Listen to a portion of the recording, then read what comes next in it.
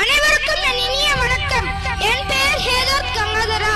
நம்ம தமிழ்நாட்டுக்காக நம்ம தளபதியோடு சேர்ந்து நானும் தீயா வேலை செய்ய போறேன். எப்படின்னு கேக்குறீங்களா? எல்லாருக்கிட்டே டிவி கேட்க ஓட்டு கேட்டு விசில் சின்னத்துக்கு ஓட்டு போட